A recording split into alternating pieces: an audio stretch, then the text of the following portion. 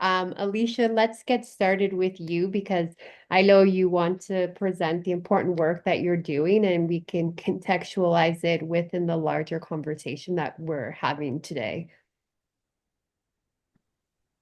Hello, everyone. Thank you so much for having us here.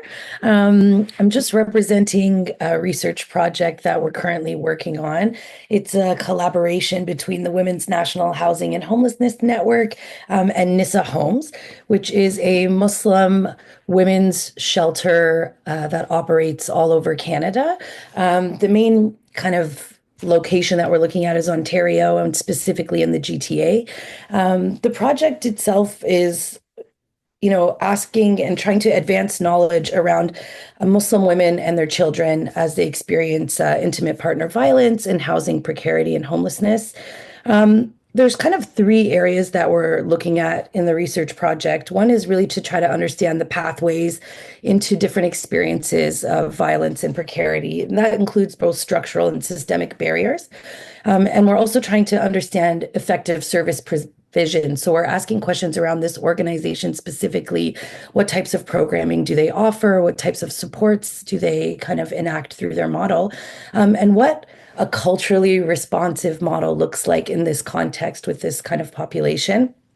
Um, and the third thing is to really document, evaluate, and kind of provide more critical pathways into scaling Nissa Homes community-based model to a bigger scale and perhaps finding ways to kind of collaborate within the broader community on these issues. So we've currently conducted all of the interviews that we're doing with past and current clients within the shelters, as well as with all the key staff within the organization. And we're putting that together now. So we're at the kind of stage where we're taking all that data and trying to extrapolate the kind of key insights. But we've been coming up with some, very interesting themes that keep emerging throughout the interviews. And I think so the project is very grounded in the sense that we're really looking at what are the specific issues women are facing, what are the different barriers that they're encountering as they navigate the system. And really looking at issues around immigration status, the housing situation more generally, affordable housing and the lack thereof, and really trying to understand what is so interesting and unique about this organization. And we're finding some really key insights that I think are important to share into the broader community in terms of how the organization operates and runs, little key pieces, that it's community funded, for example, and this allows it to kind of create a methodology that's, I think, unique to the work that they do. So I'll leave it there, and I'm happy to talk about it more. But that's just kind of a basic overview of what we're looking at. And I'm curious to see what the other conversations are in this room and how we might be able to add or learn from what's being shared. So I'm happy to stop there. Thank you, Alicia. I'll offer the chance from the start if anyone has specific questions. Otherwise, we can carry on as you noted and bring questions later on. Sounds good. So I'm going to give the floor to Latonya for you to give your presentation and we'll go from there. Wonderful. I'll just share my screen. Oh, it just says the host is disabled participant screen sharing, just need permission. I just made you co-host, so you. Oh, wonderful. Okay, thank you. And can everyone see those slides? I'm hoping. All good? Yes, we can see it. Okay, wonderful, wonderful, wonderful. Okay, so hello everyone. I'm so excited to be here today. I'm really thankful for OCASI for reaching out and asking me to be part of the session. I want to first start out by saying that I'm not an expert, and that might be weird to start off by saying, but I find that in my line of work, there are a lot of experts, but I don't think it's possible to know everything about anything. I think we all learn and grow and increase our knowledge, and sometimes the term expert can inhibit us from embracing the fact that there's still more to learn, or even might prevent others from sharing their knowledge and personal experiences out of fear that someone knows more than them. But what I do have to contribute is my own personal experiences, knowledge. I've gained through my line of work, the research that I'm glad I have the opportunity to share with you all today. So, quick introduction. The Shift is an organization that I'm a part of. It's an international human rights organization that's dedicated to securing the right to housing for all. So we work at the intersection of human rights, housing, climate change, and financialization. And we work to really restore the understanding of housing as a home, mainly through research, advocacy, and outreach, challenging the ways that financial actors undermine the right to housing. You're going to see my head go back and forth. I apologize. I have two screens and I'm still navigating that. So forgive me for that. So the research that I'll be talking about today is a report called The Global State of Housing for Migrants and Refugees in Cities. It's a research report that really dives into the unique housing challenges and experiences of migrants and refugees in cities across the globe. And finally, I'm Latonya, the Canada Project Manager at The Shift.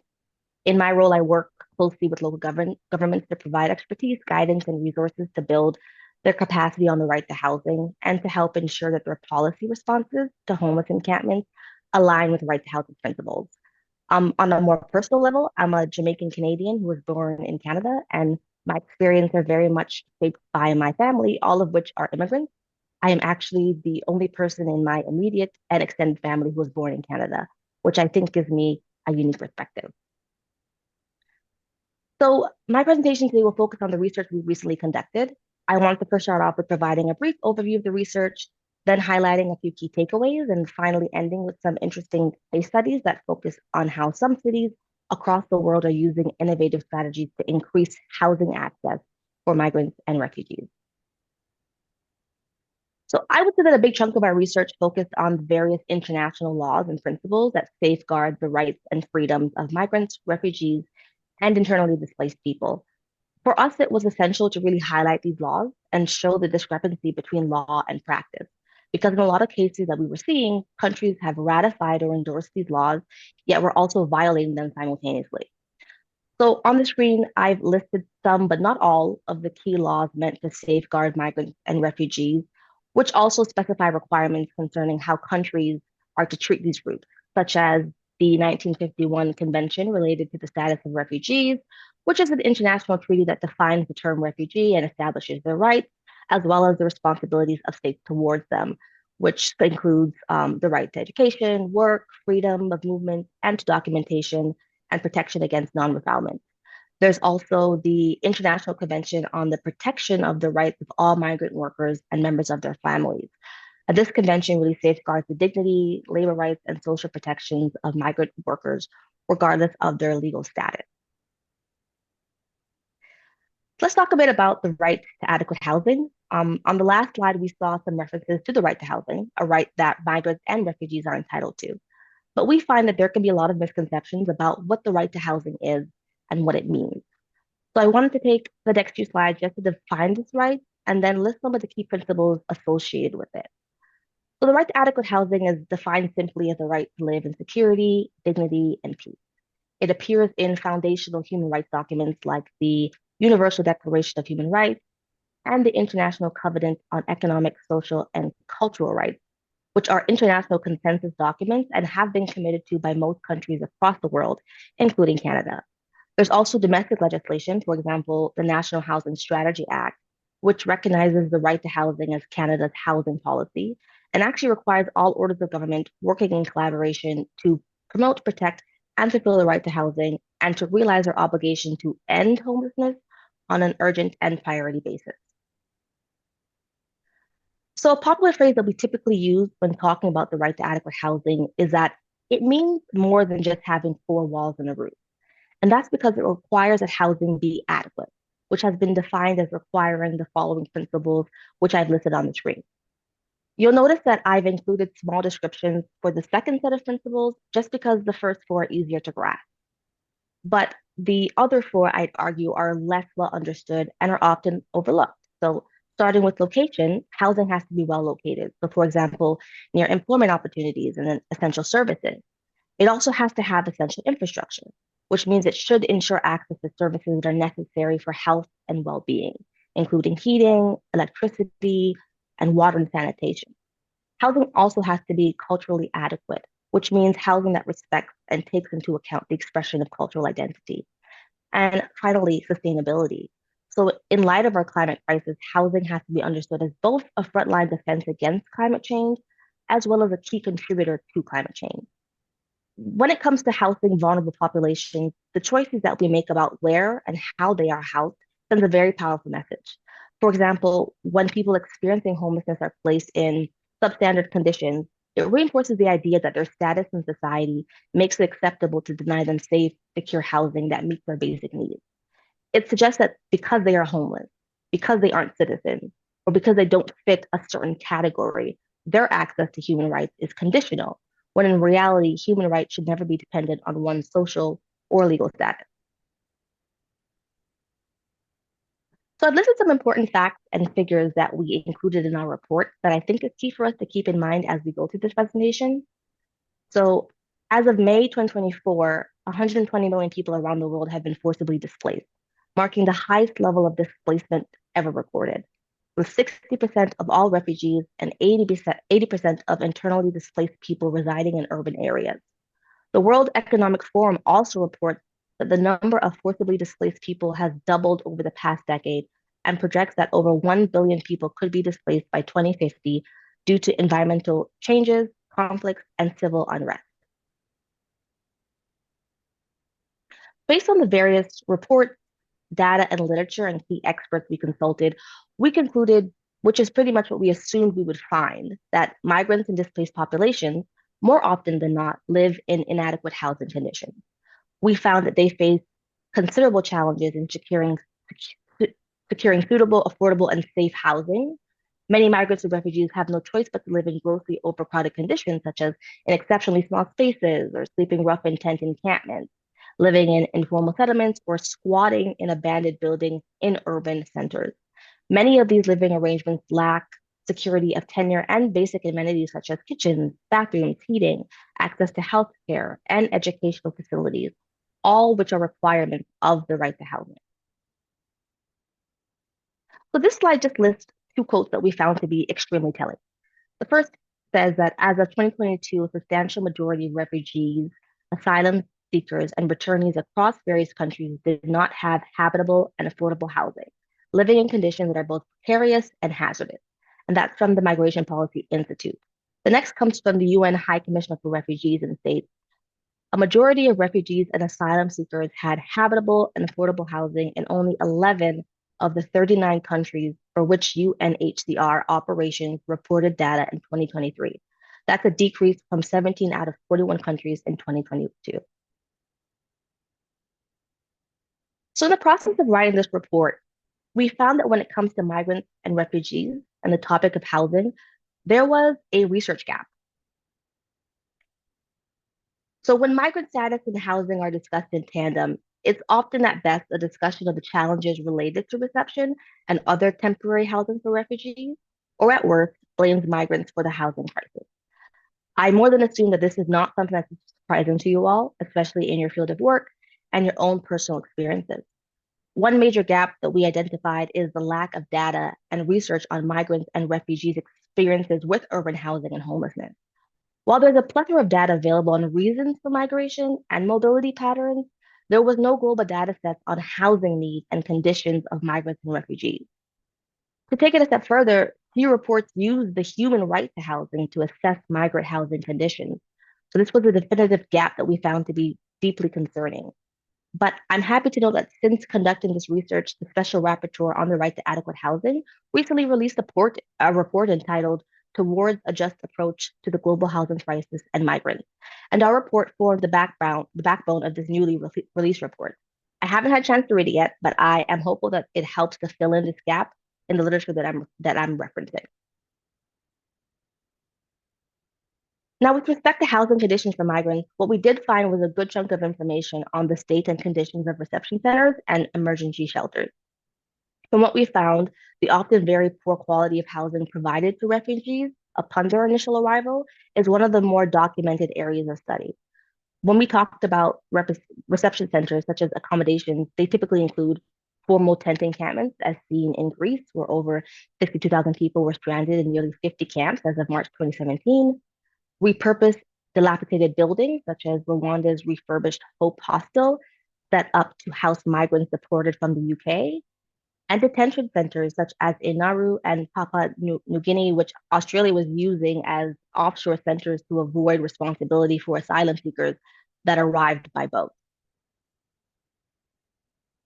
In many cities, migrants and refugees, those seeking asylum or those who are irregular or undocumented, are compelled to live in emergency shelters available for the general population of people who are otherwise homeless.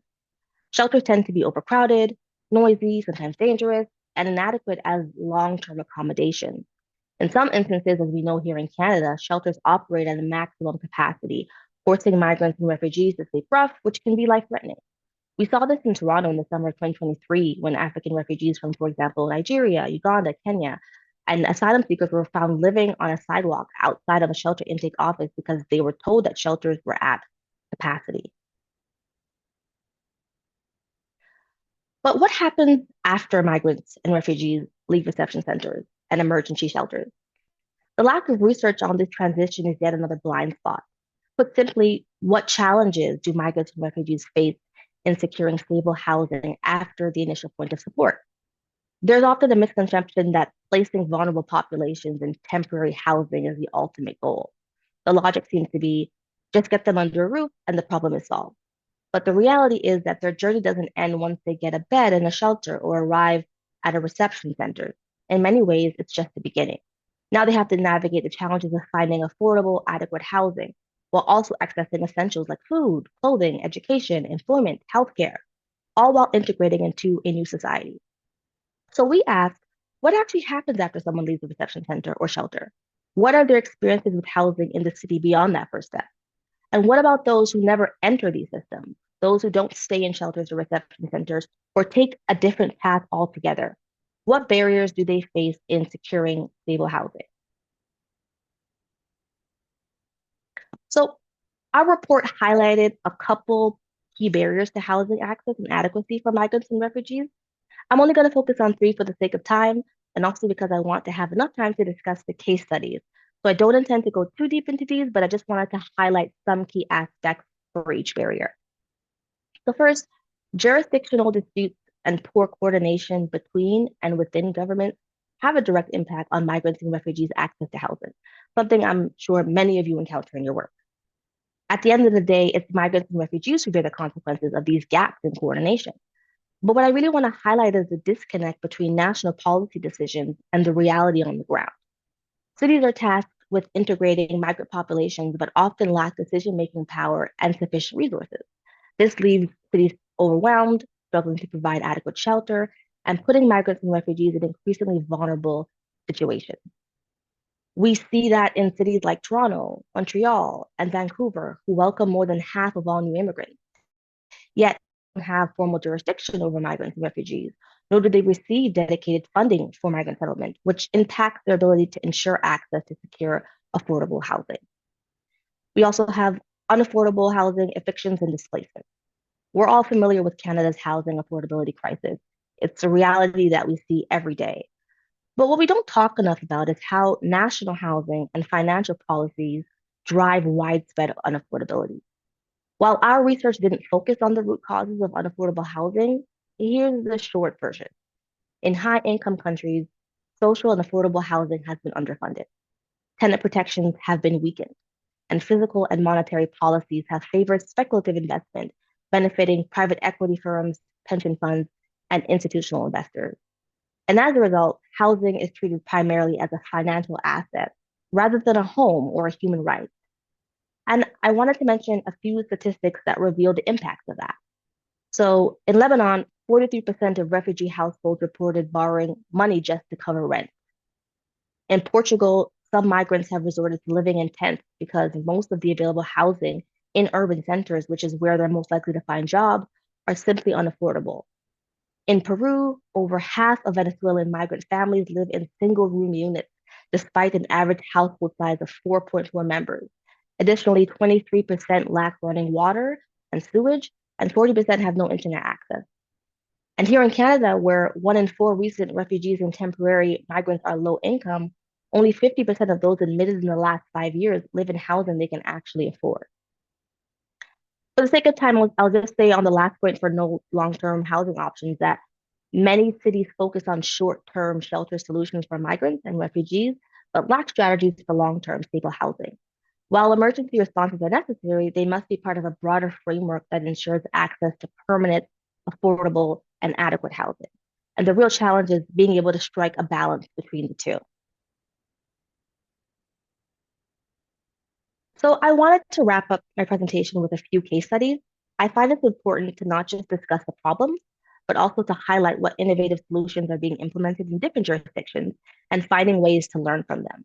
So I just wanted to briefly mention what some cities around the world are doing to address housing, access, and adequacy for migrants and refugees. So the first example is about using existing resources to expand housing access. Expanding housing access for those in greatest need doesn't always require massive new investments. Resourcefulness can make a real difference while also reducing the carbon footprint. Take Medellin, Colombia, where around 190,000 Venezuelans are among the city's refugees and migrants.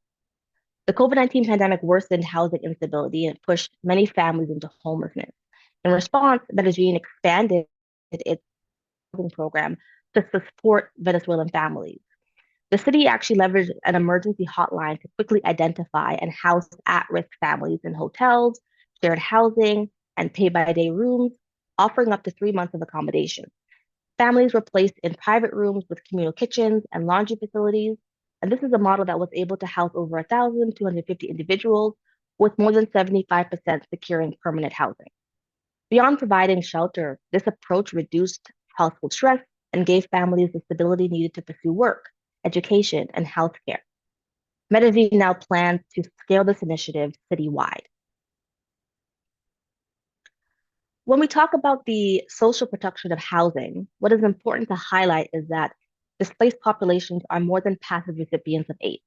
It's about recognizing that migrants and refugees can actively participate in their own housing provision, as well as recognizing their resourcefulness and willingness to address their own shelter needs. So LEDS in the UK is facing a social housing crisis, with 25,000 people on the city's housing waitlist, but only 4,500 units available annually. Meanwhile, 5,500 private units sit vacant and unused, which is a clear mismatch between need and availability. So in response, the Canopy Housing Project, a nonprofit organization, renovates empty homes to house homeless individuals, asylum seekers, and refugees. So the project negotiates with property owners to secure vacant homes, and renovations are led by volunteers, for example, future tenants, locals, and migrants who commit to at least 8 days of work, and then you have professional tradespeople that handle plumbing and electrical work. Once housed, tenants receive essential furnishings and support with housing benefits, with affordable rents and no deposit required. And rent revenue is reinvested into further housing renovations, creating a sustainable cycle of social housing development. And finally, we have housing initiatives that are specifically designed for migrant workers. Migrant workers often endure severe housing challenges, yet they remain an overlooked group in housing policy. Even in a wealthy country like Canada with strong labor laws, there's a long way to go in ensuring safe, adequate housing for migrant workers. More accountability mechanisms, for example, are needed to protect their rights and living conditions. A really compelling example comes from Woodland, California, which is a city of 60,000 people, where 6,000 migrant agricultural workers struggle with poor housing due to seasonal employment and limited affordable options. So to address this, Mutual Housing California, a nonprofit affordable housing developer, created Mutual Housing at Spring Lake, which was completed in 2015 and 2019. So the project includes 101 affordable energy efficient units, tackling high rent and utility costs. Nearly 40% of the units are for households earning up to 50% of the area median income, with for those at 60%, 40%, and 30% of the area median income. So Spring Lake is the first net zero energy rental complex in the US certified by the Department of Energy. It also provides residents with benefits such as a playground, community gardens, and access to nearby schools, parks, and shops. The success of this project was really made possible by progressive city policies, which included density bonusing that allowed for more units in Spring Lake, inclusionary zoning that allowed developers to contribute to Woodland's affordable housing project, helping finance the project. And the U.S. Department of Agriculture's Rural Development Rental Assistance, which subsidizes rent for 55 years. So, in conclusion, it's important to emphasize that migrants and refugees are entitled to the same rights and freedoms as everyone else, including the right to housing. Yet in practice, the universality of human rights is often ignored or challenged based on a person's status, whether as a citizen or a non-citizen, a property owner or a tenant, or the housed versus those experiencing homelessness. These distinctions really create barriers to justice and dignity, undermining the very principles of human rights. But if we truly believe in the universality of human rights, we must ensure that housing is treated not as a privilege, but as a fundamental human right for all. So the examples that I've explored with you today show that progress is possible when cities, communities, and policymakers prioritize resourcefulness, long-term solutions, and human-centered approaches. And thanks so much.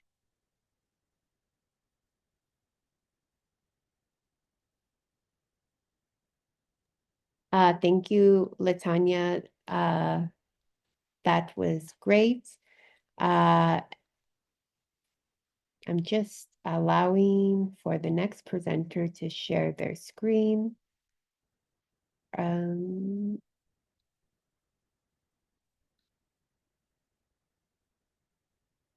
are you able to share your screen now, Khulud?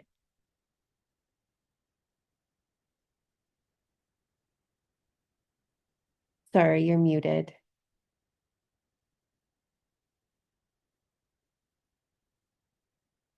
I'm just gonna do it right now. Quick second here. And am I saying your name correctly? Yes, yes, Khulud.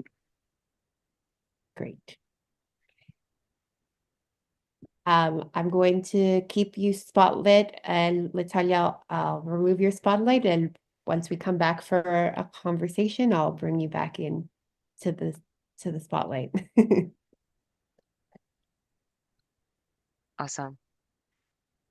Thanks, everyone. Hi, everyone. My name is Khulud Baig. I'm joining today from Blackfoot Confederacy, Treaty 7, Calgary. I work with an organization called the Women's National Housing and Homelessness Network. And throughout the presentation, I'll give you a little bit more of insight into who we are and what we do.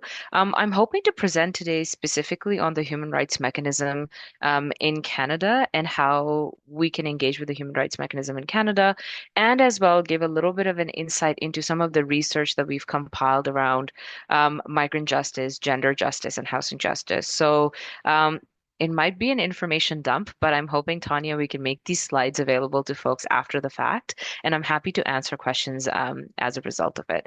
So before I begin, I just always like going over the Women's Network's land acknowledgement. And this is something that we specifically wrote for our human rights claim, as something that we use now in an ongoing way. So as we were writing the claim, we did some thought work around how we wanted to acknowledge the presence and the the first peoples that have existed on Turtle Island since time immemorial, and recognize that Canada is a settler colonial state on Turtle Island, which for generations has been governed and inhibited by Indigenous peoples practicing traditional ways of doing, knowing, and being.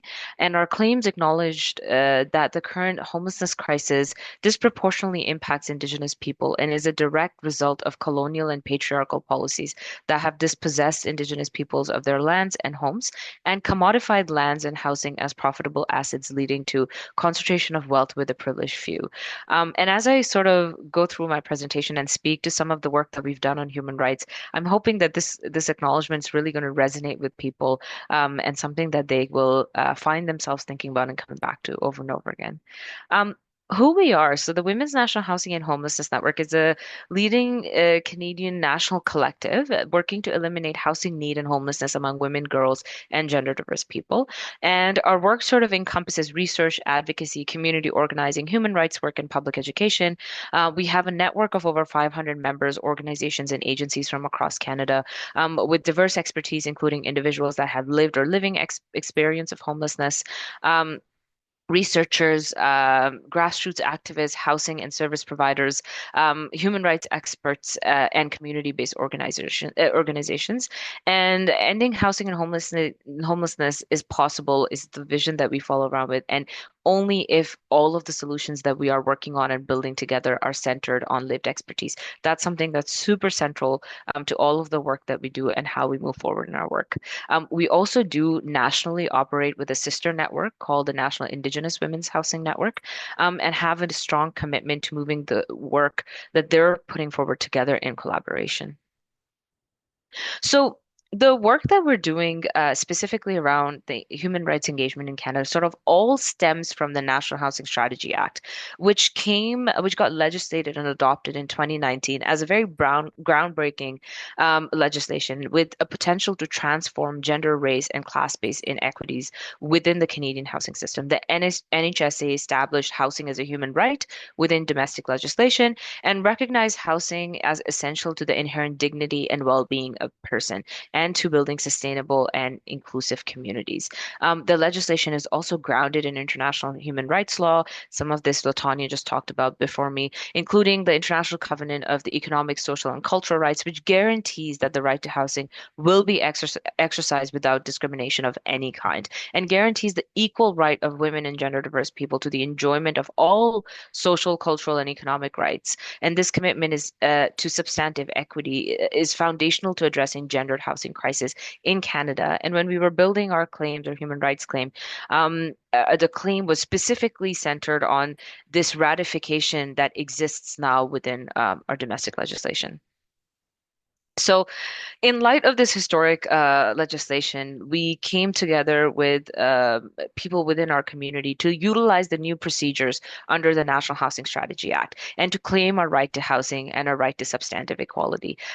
So the Women's National Housing and Homelessness Network in 2022 actually, convened a group of folks and wrote a historic human rights claim highlighting violations to the rights of women and gender diverse people across Canada, and submitting this claim in solidarity with our sister network's claim, which was specifically focused on the rights of Indigenous women, girls, and gender diverse people, Two-Spirit people, and their right to housing. So two claims were submitted to the Federal Housing Advocate, which is a accountability mechanism that exists under the National Housing Strategy Act. So, central to the claim and what we articulated specifically in this human rights claim was Government of Canada's failure to address housing need and homelessness, and recognizing that homelessness, particularly, is a manufactured policy failure and a human rights crisis that particularly impacts women and gender diverse people that are already marginalized by other public system. It recognizes that it has trapped women and gender diverse people in situations of abuse and exploitation. It has separated them from their children and deepened poverty, dislocation from lands and tradition, and eroded dignity and self-determination. In some cases, it has cost people their lives. The claim also articulated that the patriarchal, colonial, racist, and ableist frameworks that guide Canadian housing policy continue to prioritize profit over the right to a dignified life, to security, and to substantive equality. And it articulated that women and gender diverse people disproportionately bear the consequences of the financialization of housing, particularly, and those of us who suffer are rarely at decision-making tables and are or understood as right holders in our full rights. So every day we watch existing housing stock, affordable housing stock dwindle at a rapidly escalating state, driven by forces we cannot control and decision makers who do not hear our voices. This is language straight from the claims, and this is something that was articulated by groups of people that came together. We also specifically articulated in our human rights claim that we do not see a future for ourselves in the current housing systems, and housing has become, in effect, the new frontier of subordination of marginalized women and gender diverse persons in Canada. The claim highlighted three specific violations. One was the failure to provide adequate, accessible, and affordable housing. The second one was the failure to prevent and eliminate homelessness among women and gender diverse people. And the third one was the failure to regulate the financialization of housing in alignment with the right to housing. Under the first area, we specifically talked about how the National Housing Strategy, which was governing how housing funding was being allocated to housing programs across Canada, has had a discriminatory impact on women and gender diverse people, violating their standard of substantive equality and right to housing. So we presented within the claim analysis and research that has specifically talked about how funding programs and some of the biggest funding programs that have come through the government's national housing strategy failed to lift people that were in low income households in need of deeply affordable housing to be lifted out of poverty. And we know specifically that single mother-led households, and there is an overrepresentation here also of newcomer and refugee households, find themselves often in these situations. And funding that came through the National Housing Strategy, government's National Housing Strategy, did not substantially impact or lift those households out of poverty or core housing need.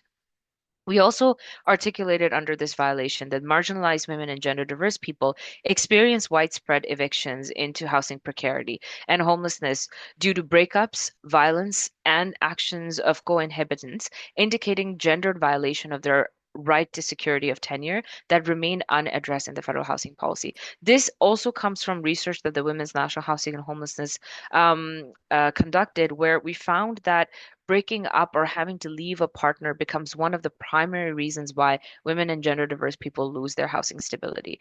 And currently, under legislation that guarantees right to security of tenure, there isn't anything that addresses this particular gap.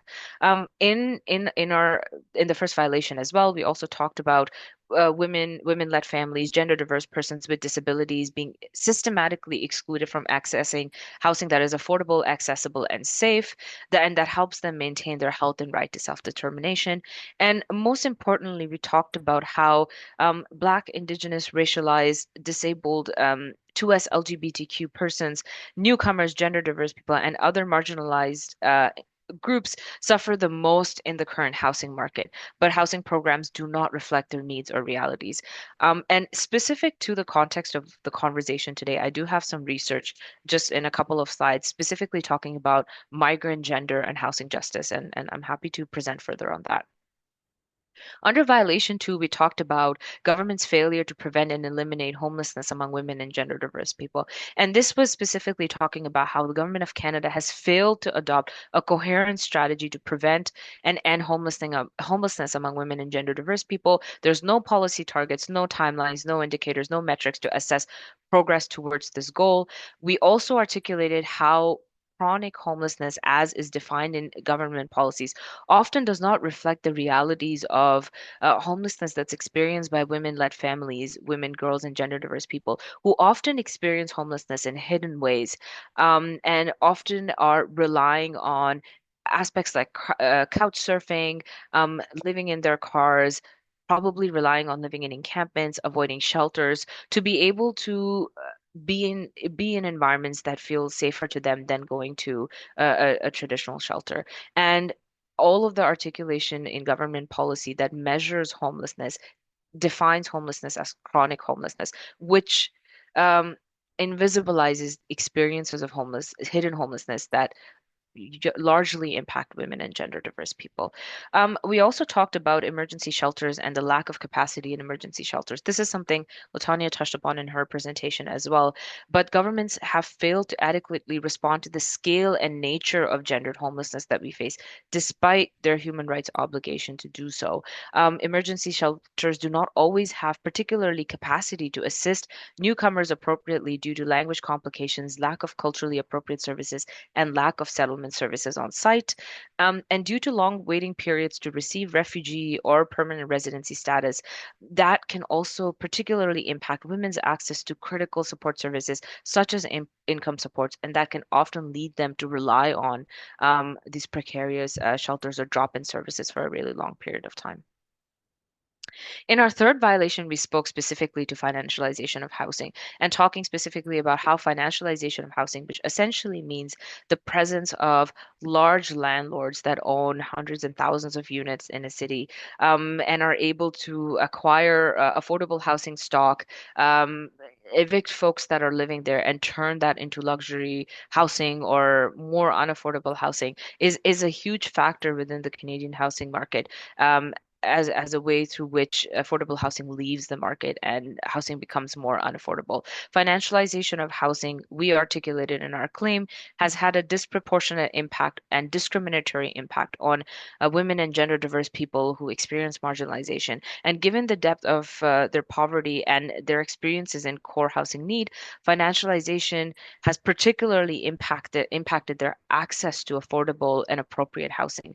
Federal housing policy currently is failing to adequately respond to escalating crisis of financialization and its effect on housing affordability, and in some cases is also incentivizing it. This is language from our claim.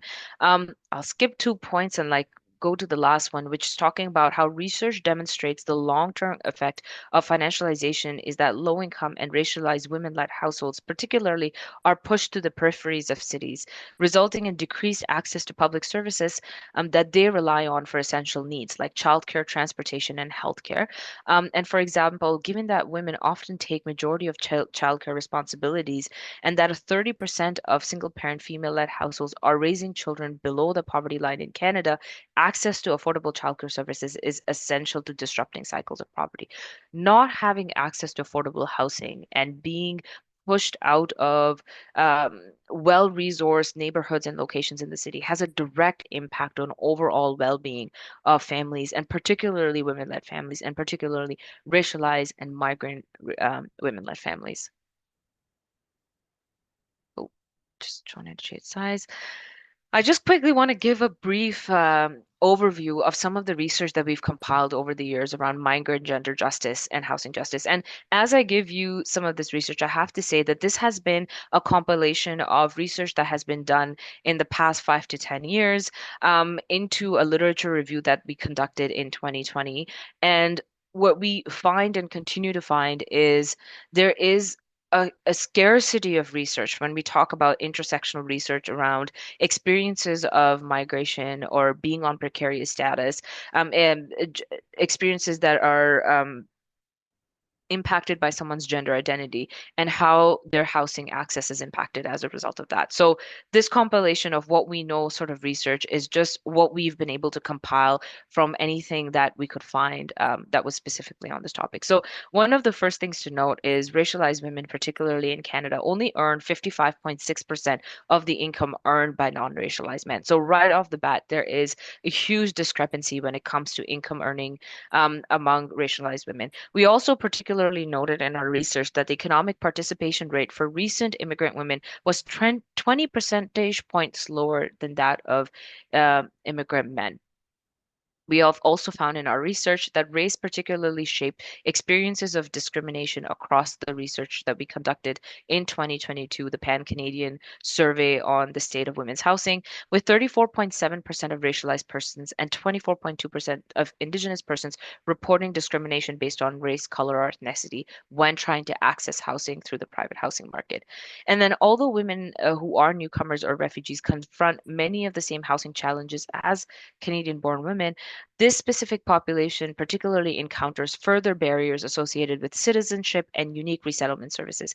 We specifically found that in Toronto, which is one of the top destinations for newcomers, the number of refugee and immigrant women and children using emergency shelters is increasing. And in late 2018, it was estimated that approximately 40% of people using Toronto shelters identified as asylum claimants or refugees. That was up from 11% in 2016. And I don't have the most recent numbers on it, but I wouldn't be surprised to know that it has gone up given some of the recent news that we heard from Toronto, particularly.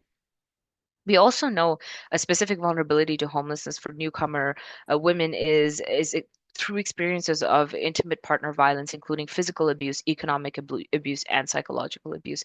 In 2016, coordinated point in time counts of homelessness, it was found that newcomers who identified as female were twice as likely as non-newcomer females to cite domestic abuse specifically as a reason or cause of homelessness. We also found that women with precarious immigration status due to spousal sponsorships are not necessarily aware of protections available to them in in cases of abuse, nor do they always recognize what is considered domestic violence under Canadian law. And fear of losing status or deportation can discourage women from reporting or violence or being able to navigating some of the services that might be there to help them. Language barriers and cultural norms that disapprove of sharing personal information, fear of child apprehension are additional barriers that can trap newcomer women in violent relationships and prevent them from seeking supports and services. I believe Alicia is probably going to have some great insights on this as well. I also wanted to quickly note that policies and limitations within the immigration system can also contribute to housing precarity and homelessness for newcomer women, girls, and gender diverse people. So, for example, refugee claimants are not entitled to federal settlement services, including RCC funded language training classes, until they receive positive refugee determination. This is information from a couple years ago. So, if this has changed, please do let me know. But this is what we have from our most recent sort of collection of data on this. Low social assistance rates do not cover living expenses, and the 1 year refugee assistance program is not often long enough for some newcomers to gain employment and self sufficiency. Lack of recognition for foreign credentials is a huge challenge in Canada that can trap newcomer women, particularly in jobs below their education levels and experience. Limited healthcare services under the interim federal healthcare plan and waiting periods for up to 3 months for healthcare in some provinces and territories creates significant health challenges that impact newcomer women, including with respect to sexual and reproductive health. Refugees are burdened with repayment of their transportation loans, including to their economic contributing to their economic precarity, lack of support in schools to address students' migration experiences, particularly including trauma and lack of access to mental health services in general, and then language barriers and lack of social support to make it difficult for asylum claimants to seek settlement support and housing help centers. I'm not sure how I'm doing for time, but I'm going to rush through a little bit.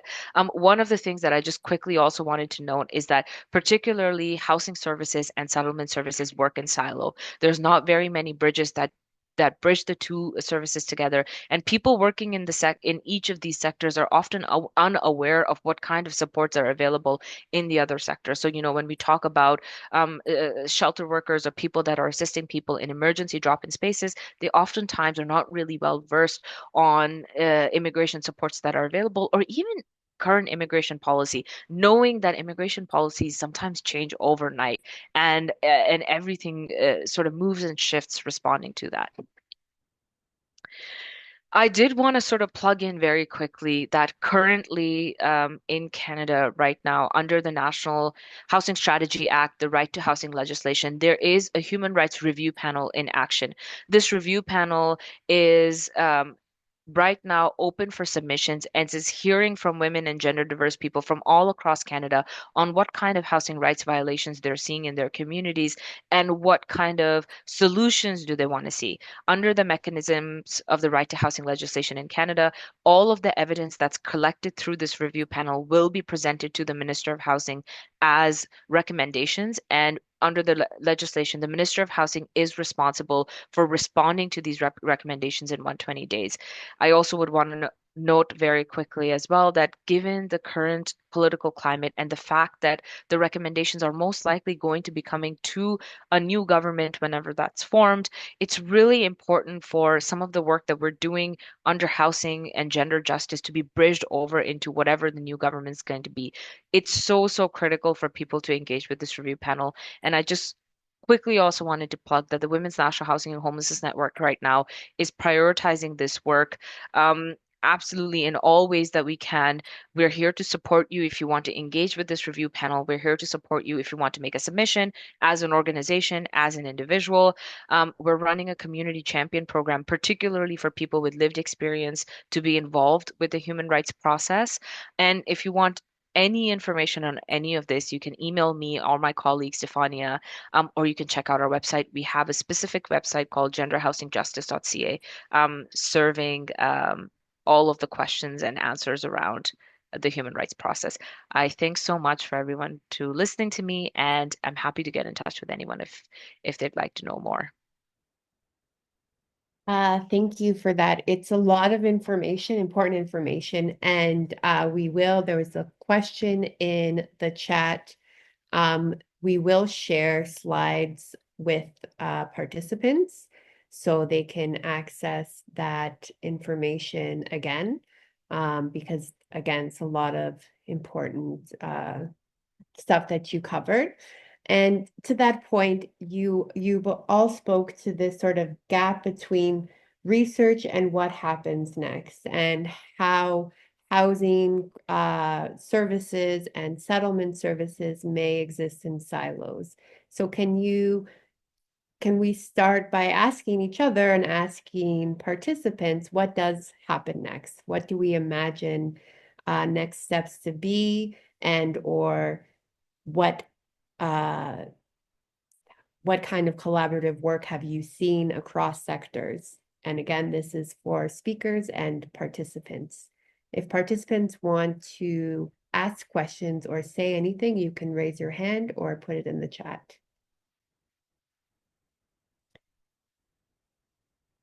Latonya, I realized you gave examples from outside of Canada where we've seen particular initiatives that have been successful in creating affordable or access to housing.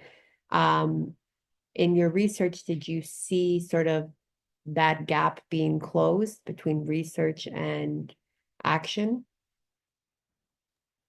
I mean, to answer that question and the one that you asked beforehand, in terms of like the sector collaboration, because that is an issue.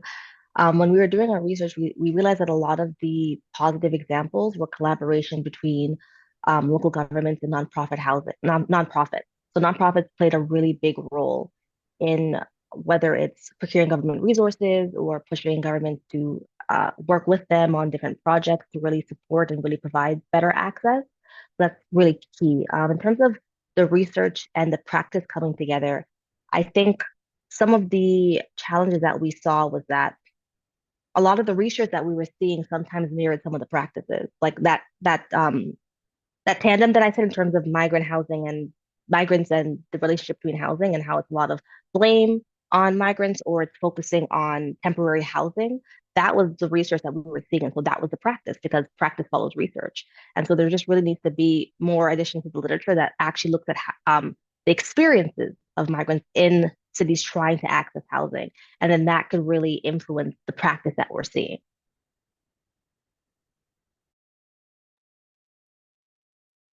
Thank you. Alicia or Khulud, did you have anything to add?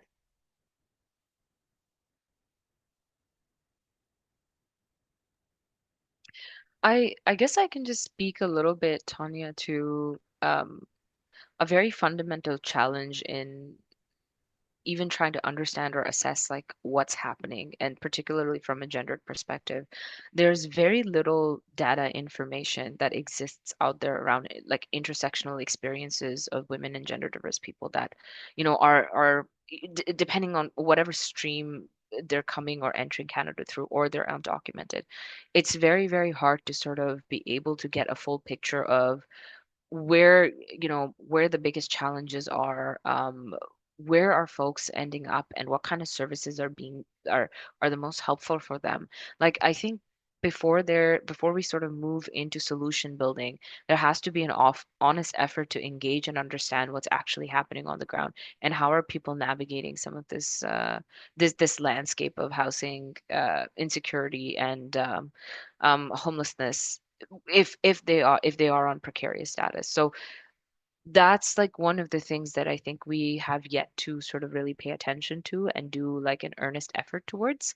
Other than that, I feel like silos are sort of everywhere in housing, because housing is an area that sort of cuts across all three jurisdictions, and different things are funded from different levels of the government. So, something like immigration is purely like federal in the programs and all of that.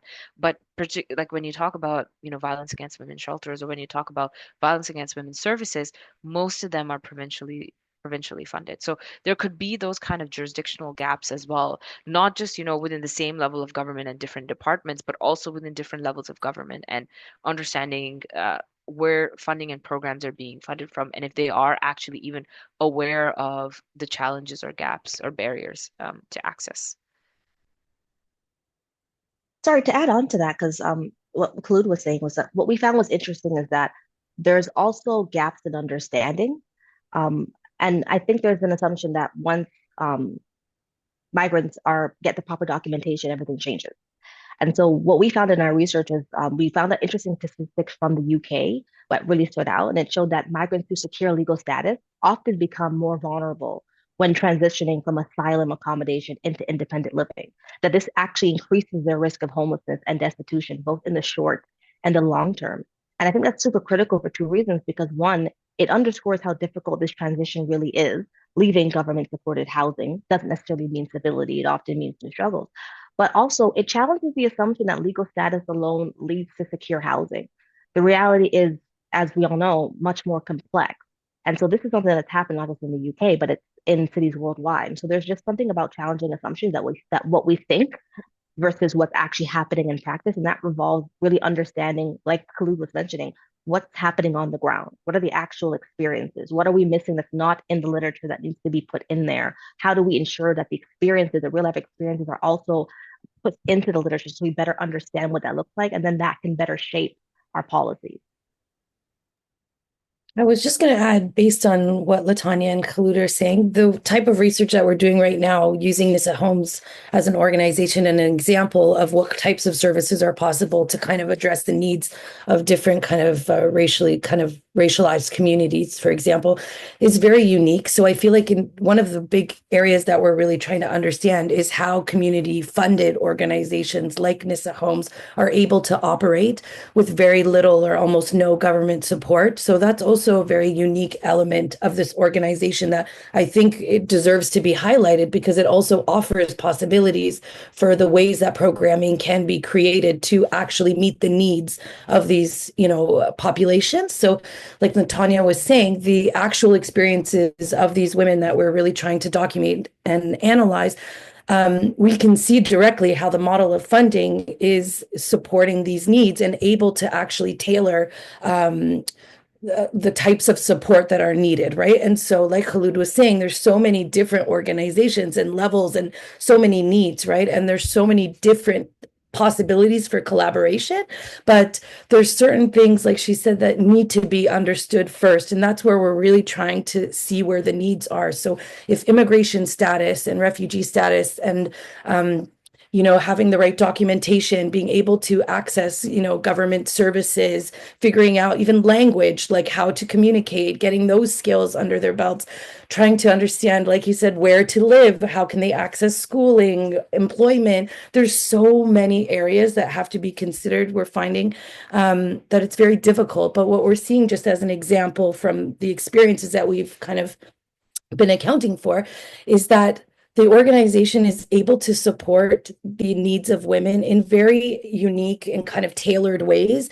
So they're able to, make phone calls to landlords to help them navigate the system, to provide the kinds of like in-depth support that they need to even know what the landscape is, that's out there. And so I think a lot of it is just difficulty in finding what is out there, and then the complexity of bringing all these different sectors together. But I think the work of NISA Homes, specifically in terms of the shelter, is also doing a great job in building those community connections. But the broader landscape of Islamophobia, for example, is also making those collaborations difficult. And there's so many conversations that have to be had. But NISA also is kind of becoming a leader in kind of connections with other shelter services, for example, and being able to provide that education piece around what the needs are and what the model can look like, to better support these women. So anyway, just some random thoughts that relate to these themes. I appreciate that, and I think it's all very relevant. I'm mindful of the time. If anyone has final comments, please feel free to share with us now. And I will also just read a comment that is in the chat that relates to what you have all spoken about, and it's something we can think about as we move on this outside of this conference in our different sectors. That says, rent evictions are becoming common practice. What supports are there for new Canadians who, or those without strong English language skills who are victims of rent evictions? I imagine that they, again, to your points of intersectional experiences across housing status and language proficiency, that there's much to discuss. Khulud, do you want to go ahead? I'll very quickly jump in because specifically when it comes to tenant protections, that's it already is very difficult to navigate. Like it's difficult to navigate for even people that are, you know, not they don't have the language challenge or they're somewhat aware of the system. Um, we know for sure that, when you are sort of served an eviction or you like there's a certain set of rights hopefully that protect you and they're stronger in some provinces than other. But one of the things I would say is if you have a local tenant association or like like a legal clinic or something, I would recommend definitely going through them because there is protections available for you and there are things that landlords have a responsibility to do. What we find often in our experiences, particularly when it comes to newcomers, is they once you're served an eviction notice, you're in fear because you're going to lose your housing urgently, and unless you know that there could be a way to get some justice around it or get some sort of like rights around it, your immediate response is okay, like now I have to pack up and find a new place.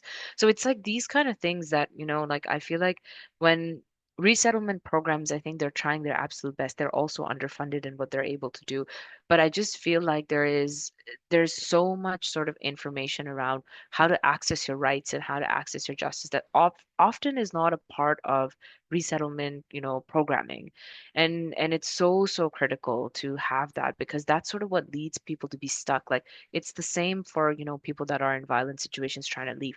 Oftentimes it's just not knowing like what's available to you. So like if that's something that I feel like is one of the areas where housing services and resettlement services can bridge a little bit and kind of like do some programming and education specifically around like leases, tenancy rights, protections, access to justice, legal supports that you can access, so on and so forth. But renovictions in itself are larger systemic problems that need policy solutions, and that's a whole different topic.